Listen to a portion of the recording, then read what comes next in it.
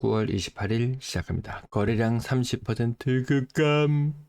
근데 이건 예고편이다. 서울 아파트 거래량이 7월달 피크를 찍은 이후로 30% 정도 급감했습니다. 근데 9월의 거래량이 2,000건 혹은 3,000건.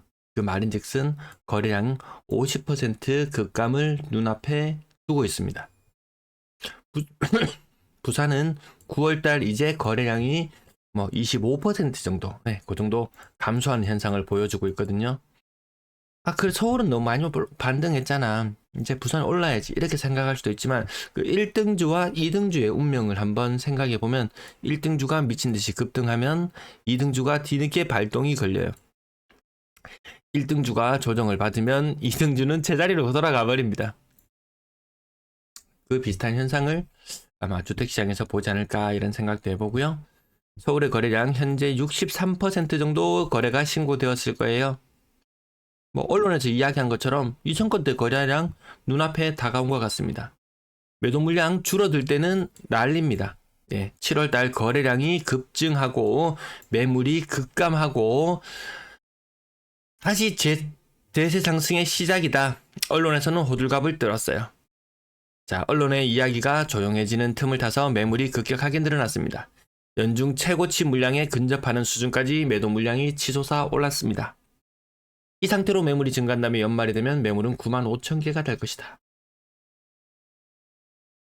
상상은 했겠습니까? 21년도 대비 매물이 거의 2배 가까이 급증하는 현상. 잘 팔리지 않는다는 거죠. 전세 물량 줄어들 때는 언론에서 난립니다. 전세가 모자라다고 난립니다. 요즘에 언론에서 전세 이야기 나오는 경우 있습니까? 뉴스에서 서울 전세 이야기 듣도 보도 못했습니다. 매물이 어느덧 3만 개 수준까지 이르렀습니다. 21년 11월 매물이 3만 개 수준에 육박했을 때 언론에서는 전세가 안 빠진다라는 뉴스가 많이 나왔어요. 임차인을 내보내고 나서 전세금을 올려받으려고 했더니 새로운 임차인이 구해지지 않는다라는 이야기가 언론을 통해서 퍼져나왔어요. 그때와 같은 매물 수준입니다. 그때 대비 서울의 인구가 늘었나요? 아닙니다. 경기도에도 아파트 무진장 지어서 서울 인구 경기도로 많이 빠져나갑니다. 물론 싸다면 들어오겠지만 싸진 않죠. 월세 물량도 증가하고 있고요. 몇 개인가요? 15,000개 아래로 떨어졌던 것이 16,000개 이상, 매물이 10% 이상 순식간에 증가해 버렸습니다. 서울의 매수 심리는 한때 한 달 반 전쯤에는 72까지 60 이상 치고 올라가는 지가 관전 포인트 올라갔더라. 그럼 이것이 지속되는가 그 여부를 살펴봐야 되는데요. 3개월도 가지 못하고 바로 꼬꾸라져 내렸습니다. 지금은 53.5. 매수세가 급격하게 위축되어 버렸다. 매수세가 붙지 않는다. 쿠팡 알리 링크를 통해서 이용해 주시면 대단히 감사하겠습니다. 어차피 이용하시잖아요. 이용하는 김에 한 3초만 투자하세요. 3초만 감사합니다. 자, 부산의 매도 물량을 짚어봐야 되는데요. 부산은 이미 서울은 연중 최고치를 돌파하지 못했지만 부산의 매도 물량은 어제 영상 제목에서 말씀드렸다시피 최대치. 전세 물량도 반등, 월세 물량도 반등하고 있습니다. 이 현상은 지극히 당연히 나타날 수밖에 없는 수순이라는 것. 서울과 견줘봤을 때 부산의 매수 심리는 지금 얼마째? 40 아래로 떨어졌던 것이 22년 대선 이후에 꼬꾸라졌었는데요. 그때 이후로 회복을 못하고 있습니다. 40 아래로 떨어진 지 빙하기로 내려온 지가 어느덧 2년 반이 다 되어 갑니다. 회복 기미가 보이지 않습니다. 회복 조금 해보려고 고가 아파트들 움찔움찔 했지만 서울이 낮아빠 떨어지는 걸요. 고가 아파트 살 그 돈이면 서울 사지. 아마 부산 사람들도 이런 인식이 팽배하지 않나 싶습니다. 하지만 서울 투자금이 많이 들어요. 일단 목돈이 들어가야 되고 그것도 쉽지 않다. 지방 사람으로 봤을 때. 자, 서울은 7월에서 8월로 넘어가는 과정에서 거래량이 30% 가까이 급감했지만 부산은 10% 정도 맛보기로 조금 떨어졌고요. 9월의 거래량은 지금 1,600건대 정도 수준까지 내려올 걸로 보여집니다. 2,400건대의 거래량이 1,600건대로 떨어진다. 거래량 30% 급감. 서울보다 느리긴 하지만 분위기가 심상치 않은 것은 맞다. 건당거래대금 서울마냥 꺾여 내려와서 다시 4억 수준까지 내려와 있습니다. 한때 4억 5천까지 갔었고요. 요거 조심해야 됩니다. 지금은 이 거래량이 많은 시기예요. 거래량이 적은 시기와 많은 시기 이렇게 구분해야 됩니다. 과거처럼 거래량이 적은 시기, 거래량이 많은 시기 이렇게 착각하면 안 된다는 거죠. 다시 거래량이 뭐 4천 건 뭐 이 수준까지 나올 거라고 기대를 하고 있다면 아닌 것 같다. 그건 아닌 것 같다. 오히려 1,500건과 2,500건의 박스권.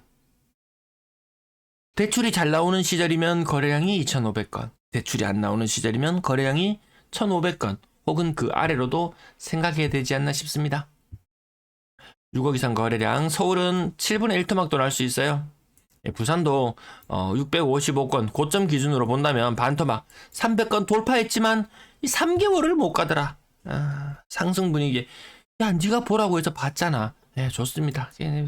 늘어나는 부분도 계속 짚어드려요. 근데 지속성에 항상 의문을 표합니다. 대출이 조금만 끊겨도, 정책 대출이 조금만 막혀도 부동산 시장이 죽어버리는걸요.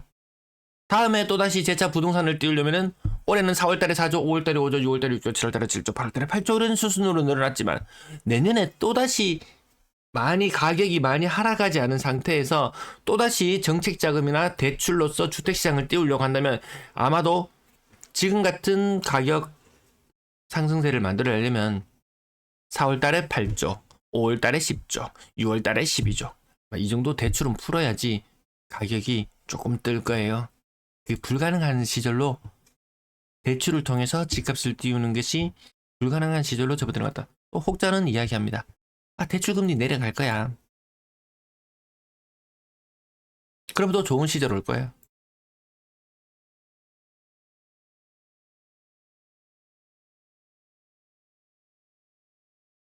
자, 분양권 거래량도 지금 20% 정도 수준이 느린데요. 직거래 비율이 너무 높아져요. 지금 막 하다 직거래만 합니까? 그건가? 아닌데. 요거 뒤추적을 안 해봤습니다. 요 거래량이 갑자기 껑충 뛰거나 하면 있는데 제가 세부 사례까지 살펴보지 않았는데요. 세부 사례를 분명히 뭔가 냄새 나는 곳이 아마 분명히 있을 겁니다. 예.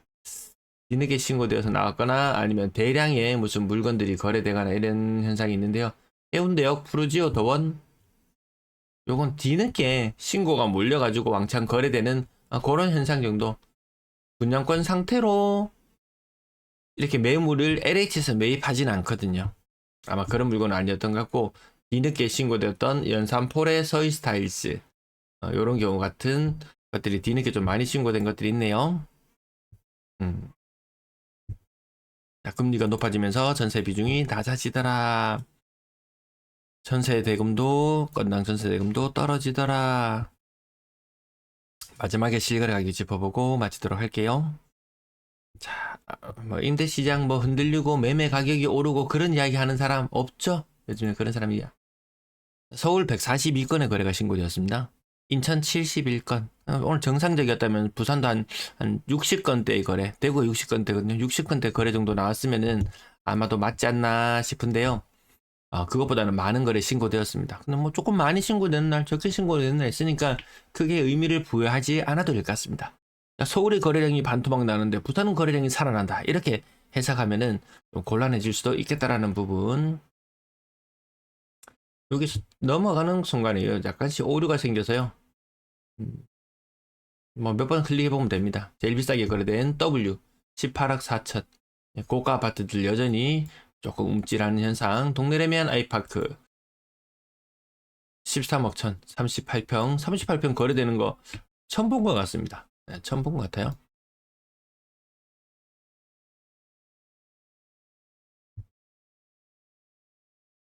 고가 아파트들 20에서 그 전후의 하락률. 예, 가격이 내려오면 하락률은 조금 더 커진다라는 부분. 6억 이상 거래 오늘 제법 많이 신고되었고요. 서울에 15억, 부산에 6억.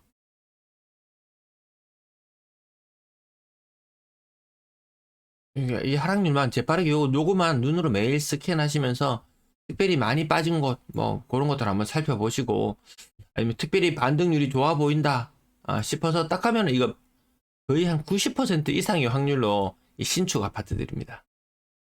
22년도에 입주해서 24년도에 매도를 한다?